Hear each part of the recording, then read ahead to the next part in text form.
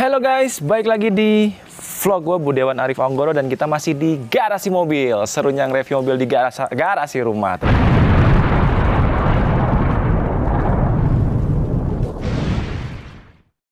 Nah, saat ini guys, gue lagi mau nge-review mobil sedan. Mungkin kalian udah pada tahu, karena ini mobil sering beredar zaman dulu. Mungkin sekarang juga masih ada ya. Tapi ini bukan ini mobilnya agak unik nih, karena memang bukan bekas ekstraksi tentunya. Nah, mobilnya adalah mobil Vios generasi kedua dengan tipe GAT ya. Dan mobil ini diluncurkan tahun 2007 ya, sampai 2013 ya.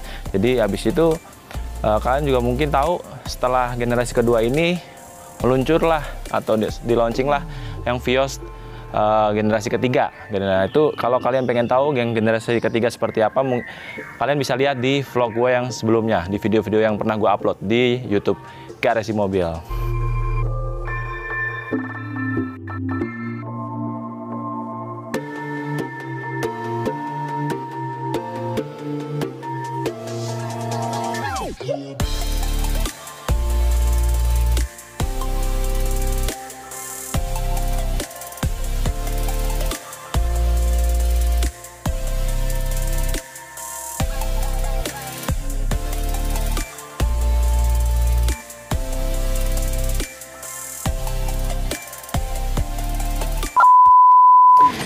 Ya guys, karena gue capek berdiri dan juga karena mobilnya sedan, gue mendingan jongkok aja ya. Ya, mobil ini sebenarnya dikeluarin tahun 2007 sampai 2013. Namun yang mobil ini, yang GAT ini tahun 2008. Yang mau gue review ini adalah tahun 2008. Dan menurut gue sih, dibandingkan kompetitornya seperti Mazda tuh, Kia Rio, menurut gue sih ini kesannya oke lah. Lebih ke kesan lebih elegan dibandingkan yang Gen 3, Vios Gen 3 mungkin sedikit lebih sporty ya.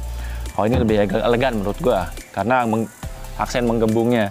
Nah, kita langsung aja ke bagian depan. Di bagian headlamp. Headlampnya ini sayang menurut gua ya, sayang sekali karena masih menggunakan headlamp yang biasa, dibandingkan yang Gen 3 itu udah menggunakan proyektor halogen dan fog lamp tapi masih sama. Nah, di depan ini, di kap depannya agak menggembung, memang modelnya begini, tapi di bagian grill depannya itu sudah menggunakan honeycomb, aksen honeycomb nih di sini, dan ada krum-kruman berbentuk huruf atau huruf V, dimana mungkin melambangkan nama Vios ya. Ya, menurut gue sih oke lah. Untuk zaman dulu atau tahun 2008 sih mobil ini mungkin oke. Memang kelemahannya agak sedikit mengganggu karena memang mobil ini dulu dipakai sebagai taksi, tapi yang mobil ini bukan ekstraksi loh ya. Nah, selanjutnya bagian bannya udah menggunakan ukuran 185/55 R15 dibandingkan Gen 3 yang dia sudah menggunakan R16 ya. Untuk yang tipe yang sama GAT udah menggunakan R16, kalau ini R15. Dan juga kalau untuk spion juga sudah menggunakan electric retractable, sama-sama bisa di retract. Oke, selanjutnya kita lanjut ke bagian mesin. Sebelum kita lari ke bagian mesin ya, tadi gue masih ada yang unik tuh. Kita lihat di bodi bagian sampingnya dibandingkan yang Gen 3, di sini dikasih molding ya, set molding. Memang sih bentuknya biasa, seperti set biasa lurus dari depan, pintu depan sampai belakang. Ya, menurut gue sih oke. Dibandingkan Gen 3 nggak ada soalnya, nggak ada sama sekali. Dan juga untuk peleknya itu ada berbentuk masih single tone dan berbentuk bintang ya. Jadi oke lah, kesan elegannya dapat lah. Nah, sekarang kita ke bagian mesin. Di bagian mesin ini menggunakan tipe mesin dengan kode 1 NZFE VVT-i ya, sama dengan yang di generasi ketiga yang Vios Gen 3 yang tahun keluaran tahun 2014 sampai 15 itu juga sama, menggunakan mesin yang sama 1500 cc. Tapi di tenaga maksimumnya masih sama, dia di 107 horsepower ya, sama dengan Gen 3. Nah, tapi di torsinya dia lebih gede, dia 141 Nm. Kalau di Gen 3 cuma 140, jadi selisih 1. Jadi harusnya kalau mau kita test drive bandingin kita test drive dua-duanya, harusnya lebih lebih kuatan ini ya. Nah, dan ini juga sudah, karena tipe ini GAT, automatic, ini 44 percepatan ya. Kalau untuk yang manual bisa 5 percepatan, yang mana tenaga tersebut disalurkan ke roda penggerak bagian depan. Oke. Nah, kita mau lihat dulu bagian belakangnya ya. Let's go. Nah, teman-teman, kita lihat ada apa di dalam bagasinya dan seperti apa luasnya. Wow. Kalau bisa gue bilang ya, ini tingkat luasnya bagasi kayaknya hampir mirip dengan yang Gen 3 ya. Sama-sama luas, bisa sampai mentok sampai jok yang belakang. Dan juga udah di ini ya, udah dikasih cover ya. Kasih cover jadi rapi. Kalau yang di Vios GAT ini rapi ya. Untuk cupnya jadi dengan karpet warna grey, mungkin sama dengan yang Vios Gen 3. Bawahnya juga ada dikasih karpet juga, karpet warna grey abu-abu, jadi rapi. Dan untuk ban cadangannya ini full size ya, dengan pelek yang sama dengan ring 15, sama dengan yang dipakai di ban mobilnya. Wow, mantep. Jadi teman-teman juga bisa di adjust ya untuk jok yang bagian belakang. Itu kalau kalian butuh space lebih, mungkin bisa ditutup. Jadi bisa tambahan ruang untuk menyimpan barang. Dan juga di bagian belakang nih udah ada ini ya, defoggernya ya. Mungkin kalau mobil yang X-Taxi mungkin di sini nggak ada cover karpet, juga nggak ada defoggernya. Mungkin ya, tapi kalau yang selama yang gue tahu begitu. Nah, di sini juga ada bagian lampunya, ada lampu untuk lampu mundur, lampu sen dengan lampu yang biasa, masih biasa, dan ada logo G sama dengan ada emblem Viosnya di belakang. Sama, hampir sama dengan yang Gen 3 ya. Tapi kita head to headnya sama ya, yang Vios GAT juga yang generasi kedua dan Vios GAT yang generasi 3. Kurang lebih sama. Oke, kita lanjut ke bagian dalam.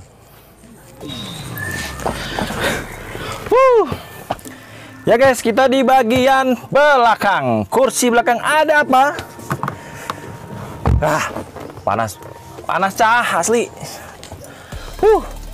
Nah, yang pertama gue lihat, wow, joknya diganti. Ini kayak cover ya. Jadi sebenarnya joknya warnanya sama dengan yang generasi ketiga, mungkin warnanya beige ya atau krem. Tapi ini udah dilapisin lagi. Oke. Nah, yang di belakang, di jok belakang ada apa aja? Yang pertama headrestnya aja 2, yang tengah nggak ada ya. Terus ini udah dilengkapi ISOFIX juga. Dan juga ada hand grip di sini. Hand gripnya udah fleksibel. Nah, untuk di bagian belakang nih sayang sekali, ini nggak ada ininya ya, nggak ada cup holdernya. Jadi kalian nggak bisa naruh makanan. Cuma kalian bisa naruh makanan cuma satu di sini. Minuman, sorry, bukan makanan, minuman. Dari sini ada cup holdernya, di sini cuma satu. Di belakang nggak ada, di kanan kiri pintu nggak ada. Ya, tapi di sini ada power window-nya ya. Ya standar lah. Di bagian belakang, dan juga ada lampu. Ini di Vios Gen 2 GAT ini ada lampu baca ya di bagian belakang. Kalau di generasi ketiga nggak ada sayangnya. Nah, ini mungkin salah satu yang di downgrade yang dari Gen 3 ya, karena nggak ada. Dia cuma hanya satu lampu aja di bagian depan. Dan juga ada ruang penyimpanan di sini kanan kiri. Oke, teruslah. Dan ini door trimnya juga sama. Dia nggak, di sini ada agak sedikit soft touch ya, kayak kain gitu ya. Tapi di sininya dia masih menggunakan plastik yang keras. Ya, kayak fake. Kalau di Gen 3 tuh kayak seperti tekstur aksennya kayak jahitan, tapi fake sama ini plastik juga. Dan juga untuk legroom. Untuk legroomnya nih ya, ini kaki gue udah mepet nih. Dia bisa 10 jari nih, 10 jari. Tuh, gimana nggak lega nih? Sini sedan yang menurut gua lega. Gen 3 juga sama, segitu kurang lebih segitu juga sama. Untuk legroomnya sama-sama luas sekali, jadi kalian bisa nyantai. Untuk posisi duduk menurut gua juga nyaman sih kalau untuk sebagai penumpang ya. Karena sisi kemiringan dari joknya pun juga sisi kemiringannya miring, lumayan oke lah, jadi nggak terlalu tegap banget. Ya, oke. Dan untuk karpet nih. Ini karpetnya juga udah dilengkapin. Nah, kalau di sini nih ada tulisan TRD, aku nggak tahu dapat dari mana di karpetnya. TRD. Asli ya? Bawaan atau asli? Oh, asli. Perasaan memang sih yang Vios kedua juga ada GAT TRD, cuma kalau ini bukan yang TRD, tapi ini karpetnya terus ada tulisan TRD. Ya, mungkin bonus ya. Oke, selanjutnya kita ke bagian kemudi ya. Let's go.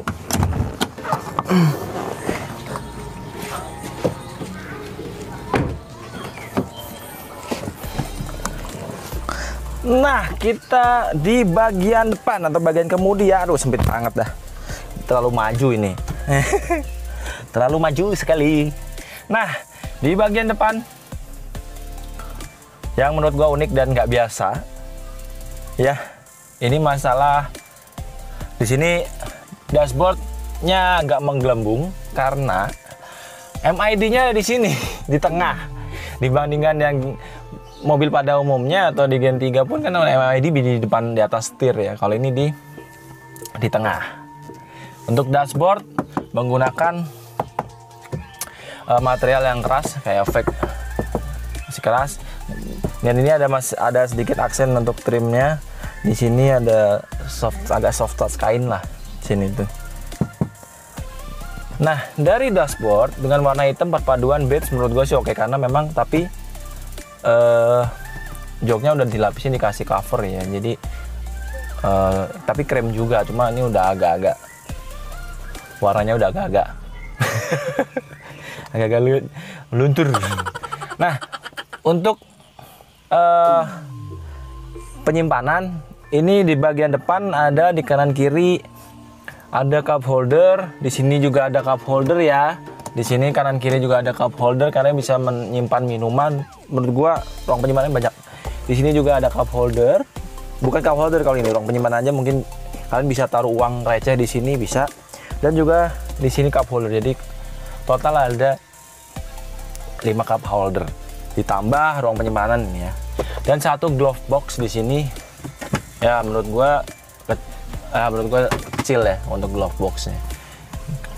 Nah, untuk selanjutnya, ini mobil ini sudah menggunakan start-stop engine ya, atau keyless. Ini adalah mobil Vios pertama di tahun 2007 atau 2008 yang sudah menggunakan keyless entry atau start engine start stop.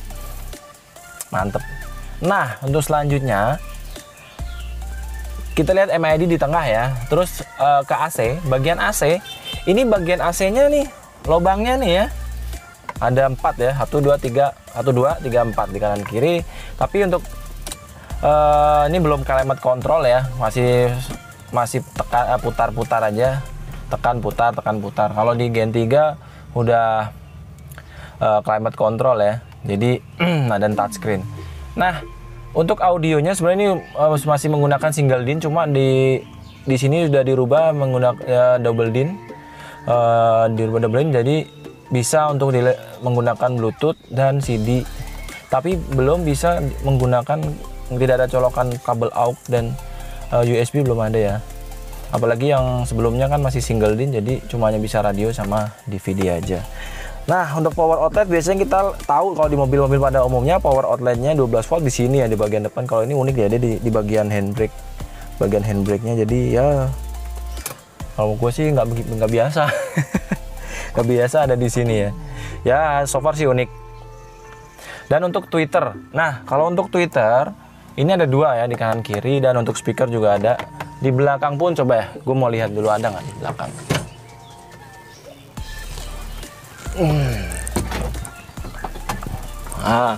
Di belakangnya nggak ada.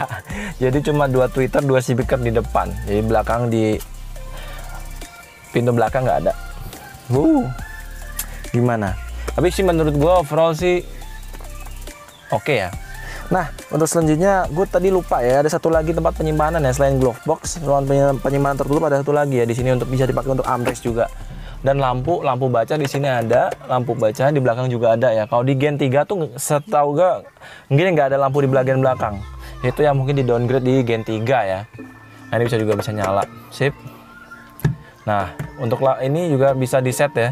Ditekan gini. Untuk kaca lihat ke belakang bisa di setting dia ini. Unik. Wow. Menurut gue sih masih layak sih ini kalau kalian pengen membeli ini. Dan juga ini ya. Tadi gue udah kasih tahu kalau di mirror, spionnya udah bisa di retake nih, bisa di set di sini. Kalian bisa set.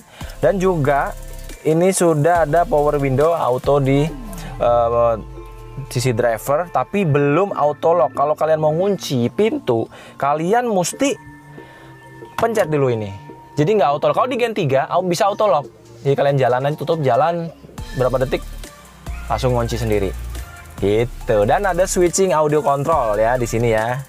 Nah, ini kalian bisa set volume, channel-channel radio, dan juga ada SRS airbag di depan dan samping kanan kiri. Kalau sisi akomodasi menurut gue sih oke lah. Nanti kita akan coba test drive. Jatuh. Nanti kita akan test drive ya seperti apa ya. Oke guys.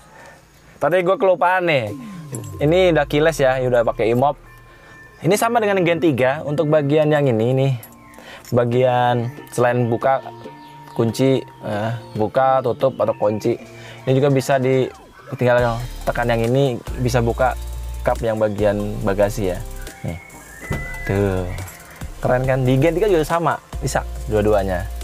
Oke lah, nggak sabar kita test drive ya. Yuk. Oke guys, saatnya kita test drive. Nah, kita udah test drive ya. Ini masih di jalan halus nih kita nih.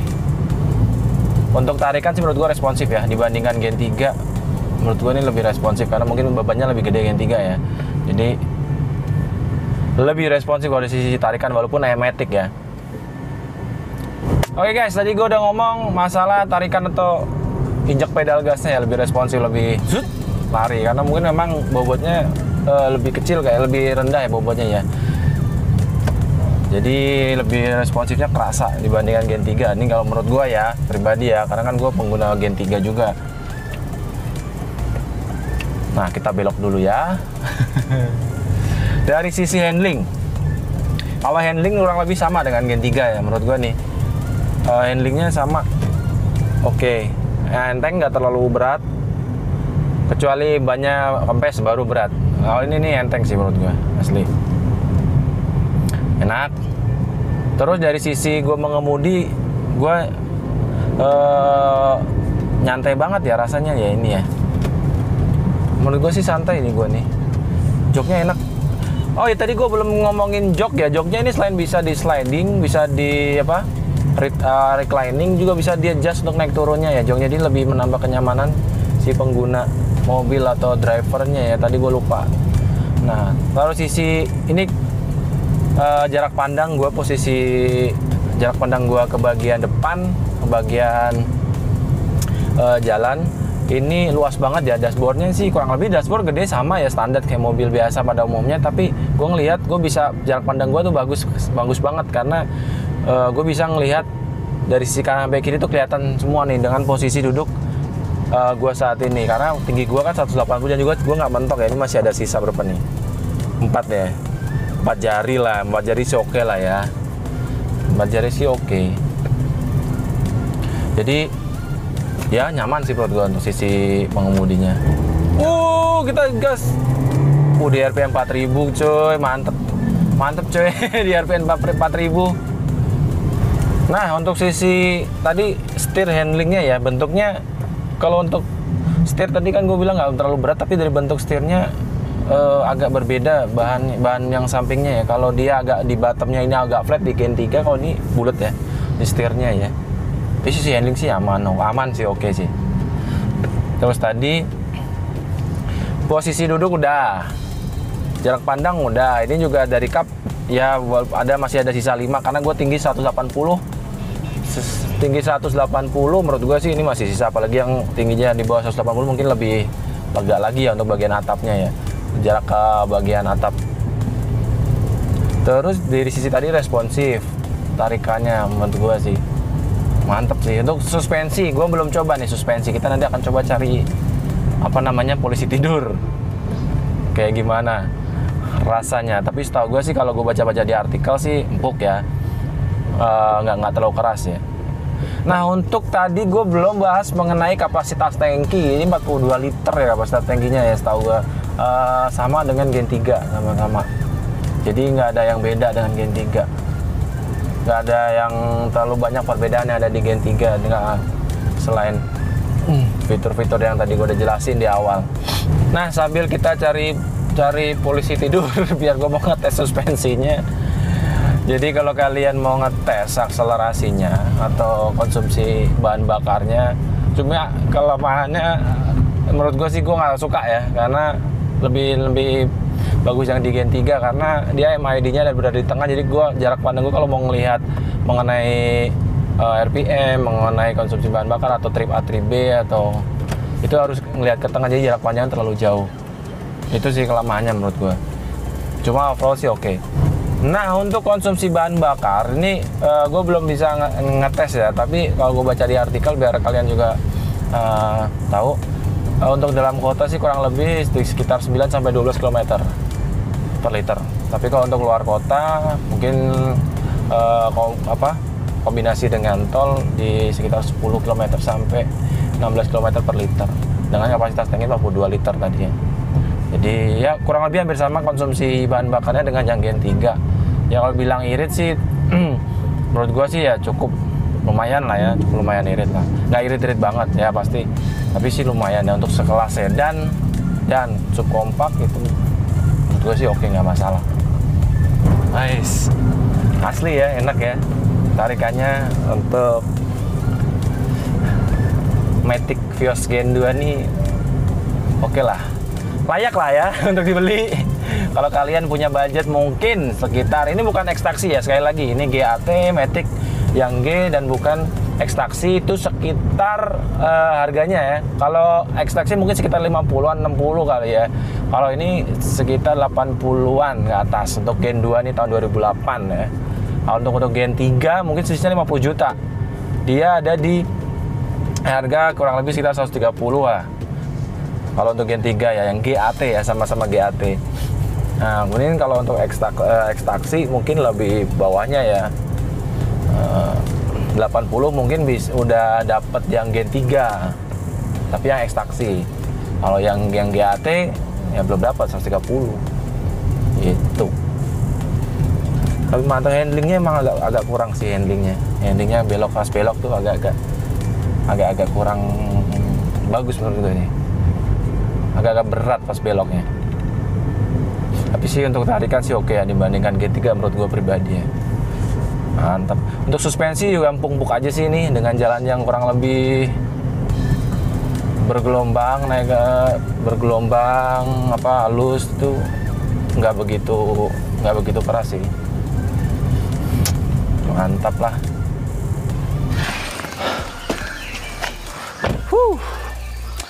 Wow. First impression gue ya, nyobain test drive mobil ini mantap asli.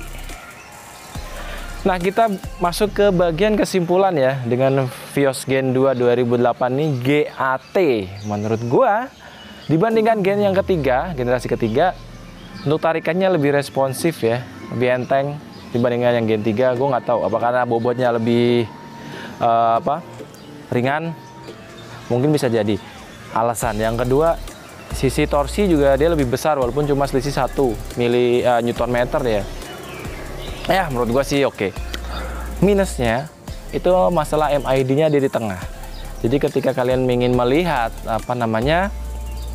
melihat trip A, trip B, odometer, melihat akselerasi, konsumsi bahan bakar, rata-rata konsumsi bahan bakar itu harus melihat di tengah. Dibandingkan yang Gen 3 dia sudah di atas MID-nya di atas setir, jadi lebih memudahkan untuk melihat. Dan dari sisi di sisi head unitnya juga dia masih single DIN ya. Kalau di Gen 3 udah double DIN, touchscreen lagi, lebih mantep. Dan kalau ini lebih ke sifatnya elegan kan menurut gua, tapi kalau yang Gen 3 lebih sporty. Jadi ya kalian mungkin bisa dipertimbangkan teman-teman kalau mau cari mobil bekas Movios Gen 1, Gen 2 dan 3, mungkin ini bisa jadi pertimbangan juga. Karena dari sisi harga mungkin dia sekitar 80-an ya untuk GAT ini. Kalau Gen 3 kan sudah di angka 130-an ke atas. Jadi ya kalau untuk sisi keiritan konsumsi bahan bakar mungkin hampir mirip-mirip ya dengan Gen 3 yang Gen gue ini ya. Tapi yang jelas nih akselerasinya mungkin lebih oke menurut gue dibandingkan Gen 3 secara pribadi. Dan kita sudah di ujung di ujung vlog gue ini ya. Semoga video gue ini bermanfaat bagi kalian dan teman-teman yang ingin